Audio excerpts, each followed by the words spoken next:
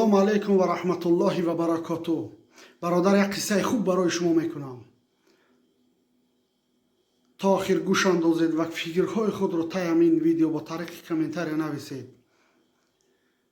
یک جوان دختری زیبا، خوشقد و قامت در یک خانه کلین می شود. از سبب که خوشتومنش را نغز نمیدید، آهسته آهسته خوشتومن بر آن کلین خانه نیش میزند. خلاص سالها ماها میگذرد. این خوشتومن این کار را بس نمی کند. پیش تمام جادوگر و تمام انسان می رود. می خواهد که کلینش را از فرزندش را از کلینش جدا کند. خلاص همان قدری که می زند نمی تواند. از بین 17 سال می گذرد.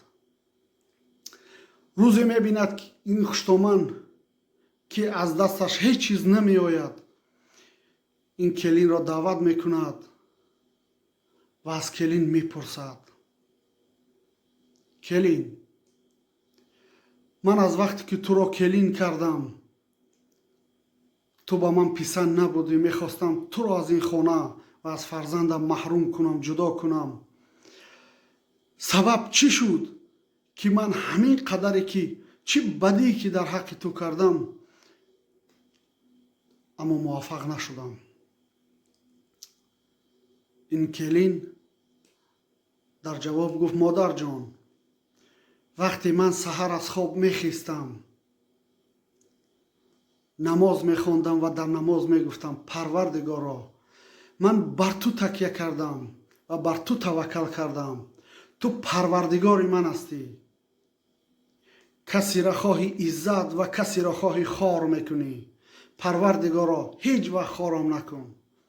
هیچ وقت در این دنیا ناامیدم نکن. هیچ وقت خانه ویران و سرگردانم نکن. من توکل بر تو کردم. تو پروردگار من هستی. هر سحر در نماز همین سخنها را میگفت که یک کلمه توکل بر تو کردم از تمام بلاها این کلین را حفظ کرد، نگاه داشت. برادران عزیز، شما آن سحر خیستین از خواب، نماز خوانید و بگویید: پروردگارا، من توکل بر تو کردم. تو پروردگار من هستی. تو رحمان هستی، رحیم هستی، بخشنده هستی، مهربان هستی. تو پروردگار عالمیان هستی. همه وقت هر روزی از خواب بیدار شدی، به طرف کار است یا یگان جای دیگر می روی، مهمانی می روی، بگو: پروردگارا، من توکل بر تو کردم.